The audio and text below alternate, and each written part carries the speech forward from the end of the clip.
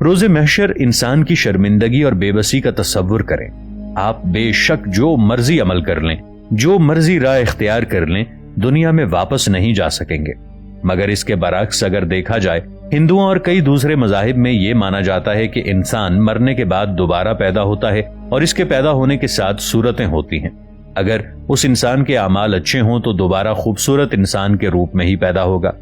अगर उसके अमाल बुरे होंगे तो वो किसी जानवर या कीड़े मकोड़े की शक्ल में अपने गुनाह के साथ पैदा होगा और अमर रहेगा।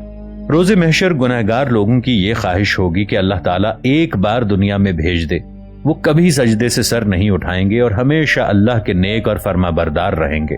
दोस्तों, इंसान जब मौत की आगोश में जाता है तो उसका मादी जिस्म उसकी रूह से अलग हो जाता है। इंसान का जिस्म ज़ेरे जमीन खाक का ढेर बन जाता है, मगर उसकी रूह एक ऐसे सफर की तरफ रवां दवां हो जाती है और ऐसे मकाम पर जाकर ठहर जाती है जिसे आलम बरज़ख कहा जाता है। ये एक आर्जी मकाम है और क़यामत से पहले तमाम रूहें यहाँ पर क़याम पजीर होंगी। नापाक और काफिर रूहों के लिए अल्लाह ताला ने आग का बिस्तर तैयार किया होगा जहां वो ता क़यामत रहेंगी। इसके बरक्स नेक रूहें जन्नत में अपना मकाम देखकर अपनी खुशकिस्मती पर रश्क करेंगी और अल्लाह ने उनके लिए मखमल के बिस्तर तैयार किए होंगे और वो उन बिस्तरों पर सोकर क़यामत का इंतजार करेंगी। इंसान जो भी इल्म हासिल करता है वो उसके गुजरे हुए वक्त के तजर्बात का निचोड़ होता है, मगर आलम बरज़ख और आखिरत का वजूद ये ऐसे तसव्वुरात हैं, अगर किसी शख्स ने इनका तजर्बा हासिल किया है तो वो इन्हें बयान नहीं कर सकता, क्योंकि इसके लिए उसे मौत की आगोश में जाना पड़ेगा और मरा हुआ शख्स कभी दुनिया में वापस नहीं आता। इस्लामी रिवायात के मुताबिक जब मैयत को मनो मट्टी तले दफन कर दिया जाता है तो मुर्दा उन लोगों के कदमों की आवाज भी सुनता है जो लोग उसे दफना कर जा रहे होते हैं। जैसे ही मलकुल मौत नेक इंसान की रूह कब्ज करता है तो नेक फरिश्ते उसके इस्तिकबाल के लिए तैयार खड़े होते हैं। जैसे ही नेक इंसान की रूह निकलती है तो फरिश्ते उसे अपने लाए हुए कफन में लपेट लेते हैं और रूए जमीन पर जो सबसे बेहतरीन खुशबू होती है उस नेक रूह से वो खुशबू आती है।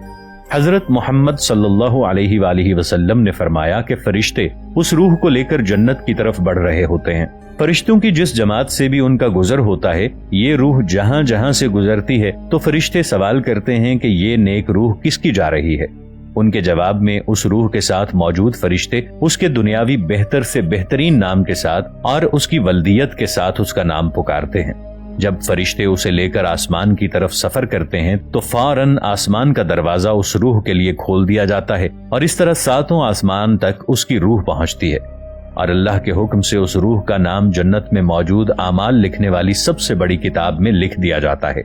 नेक फरिश्ते हर वक्त इस रूह के पास हाजिर रहते हैं। फिर अल्लाह ताला इस नेक रूह को जमीन पर भेज देता है, क्योंकि ये अल्लाह ताला का वादा है कि अल्लाह ताला ने इंसान को इसी जमीन से पैदा किया और इसी जमीन पर वापस लौटाएगा और फिर क़यामत के दिन इसी जमीन से उठाया जाएगा। इसीलिए फरिश्ते इस रूह को उसकी जिस्म में वापस छोड़ाते हैं। हजरत मोहम्मद सल्लल्लाहु अलैहि वसल्लम का इरशाद है, जब काफिर सफर आखिरत की तैयारी करता है तो मलकुल मौत उसके पास आता है और करख्त लहजे में कहता है, ए बदजात रूह, जिस्म से जुदा हो जा और अल्लाह के कहर का मजा चख। ये रूह डर कर जिस्म में इधर उधर छुपती फिरती है, मगर उसकी रूह ऐसे कब्ज कर ली जाती है जैसे गीली ऊन को कांटों से खींचा जाता है। उसकी रूह इंतहाई तकलीफ से बाहर निकलती है। उसकी रूह निकलने के बाद आसमान से उसके पास खौफनाक और डरावनी शक्ल के फरिश्ते आते हैं। आसमान और जमीन के दरमियान और आसमान पर मौजूद तमाम फरिश्ते उस पर लानत व मलामत करते हैं। उस पर आसमान के तमाम दरवाजे बंद कर दिए जाते हैं और तमाम फरिश्ते दुआ करते हैं कि हमें इस बद रूह के ऊपर मुसल्लत ना किया जाए। मलकुल मौत जैसे ही उसकी रूह कब्ज करते हैं तो उसके साथ खड़े डरावनी शक्ल वाले फरिश्ते फौरन ही उसकी रूह को ले लेते हैं और अपने हमरा लाए हुए एक टाट के अंदर उसको लपेटते हैं। उस वक्त पूरी जमीन पर सबसे ज्यादा बदकिस्मत और बदबूदार रूह यही होती है। फरिश्ते जब उसे ऊपर लेकर उठते हैं और जहां जहां से भी उसका गुजर होता है, फरिश्तों की जमात कहती है कि ये इतनी बुरी और बदबख्त रूह किसकी है, तो फरिश्ते उसे उसके बदतरीन नाम और उसकी वल्दियत से पुकारते हैं कि दुनिया में जिस नाम से जाना जाता था। फरिश्ते उस रूह को लेकर जब पहले आसमान पर पहुंचते हैं तो फरिश्ते आसमान का पहला दरवाजा खुलवाना चाहते हैं, मगर बदकिस्मती से वो दरवाजा नहीं खुलता। फिर अल्लाह ताला के रसूल हजरत मोहम्मद सल्लल्लाहु अलैहि वसल्लम ने इस आयत करीमा की तिलावत की, जिसका मफहूम है, ان کے لیے نہ ہی جنت کے دروازے کھولے جائیں گے اور نہ ہی وہ جنت میں داخل ہو سکیں گے حتیٰ کہ اونٹ سوئی کے ناکے میں داخل ہو جائے۔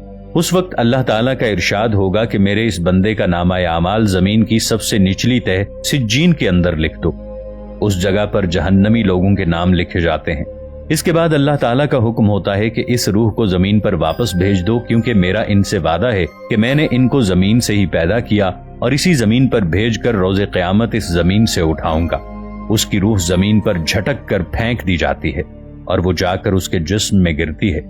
اس بارے میں اللہ تعالیٰ نے قرآن مجید میں ارشاد فرمایا، جس کا مفہوم ہے جس شخص نے اللہ کے سوا کسی کو اپنا شریک ٹھہرایا اور وہ ایسے ہے جیسے آسمان سے گرے، یا تو اسے پرندے اچک لیں یا اسے ہوا کسی دور دراز مقام میں لا کر پٹخ دے، لہٰذا اس کی روح اس کے جسم میں واپس آ جاتی ہے۔ اس کے بعد 2 فرشتے منکر اور نکیر قبر کے اندر اترتے ہیں اور مردے سے 3 سوال کرتے ہیں: تمہارا رب کون ہے؟ تمہارا دین کیا ہے؟ اور حضرت محمد صلی اللہ علیہ وآلہ وسلم کی شبیہ مبارک کو ظاہر کر کے کہتے ہیں کہ تم اس ہستی کے بارے میں کیا جانتے ہو؟ اگر میت ان تینوں سوالوں کے صحیح جواب دے دے تو فرشتے سوال کرتے ہیں کہ تمہیں کیسے پتا ہے؟ تو میت عرض کرتی ہے کہ میں نے دنیا میں قرآن پاک پڑھا تھا اور میں اس پر ایمان لایا تھا اور اس کو اللہ تعالیٰ کی سچی کتاب جانا تھا۔ تب اس انسان کی قبر چاروں طرف سے 70 ہاتھ کشادہ کر دی جاتی ہے، اس کی قبر میں روشنی کر دی جاتی ہے اور فرشتے اس جنتی کا مقام دکھا کر کہتے ہیں کہ تم کسی دلہن کی طرح ابدی نیند سو جاؤ۔ جب کوئی کافر یا مشرک روح ان سوالات کے ٹھیک جوابات نہ دے سکے تو وہ حیرانی اور پریشانی کے عالم میں ادھر ادھر دیکھتی ہے اور نفی میں سر ہلا دیتی ہے اور کہتی ہے کہ میں تو غافل لوگوں کا پیروکار تھا۔ تب اسے اس کا جہنمی مقام دکھایا جاتا ہے اور قبر کی زمین کو اس پر تنگ کر دیا جاتا ہے۔ پوری زمین اس پر اس قدر تنگ ہو جاتی ہے کہ اس کی ہڈیاں آپس میں دھنس جاتی ہیں اور روز قیامت تک اسے اسی طرح آگ کا مختلف قسم کا عذاب ملتا رہے گا۔ اللہ تعالی ہمیں ایسے ہر عذاب سے بچائے، آمین۔ اور اللہ نے ہمیں دنیا میں جس مقصد کے لیے بھیجا ہے وہ ہمیں اس امتحان میں کامیاب کرے، آمین۔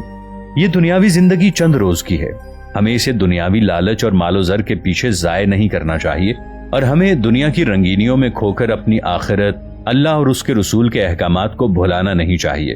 دوستو، اپنے اندر جھانک کر اپنے ضمیر سے یہ سوال کریں کہ آپ اسی لمحے موت اور قبر کے عذاب کے لیے تیار ہیں؟ یہ فیصلہ آپ نے کرنا ہے کہ آپ نے پھولوں کے بستر پر سونا ہے یا آگ کے بستر پر۔ ہمیں چند روزہ دنیاوی لالچ میں پڑ کے اپنی آخرت خراب نہیں کر دینی چاہیے۔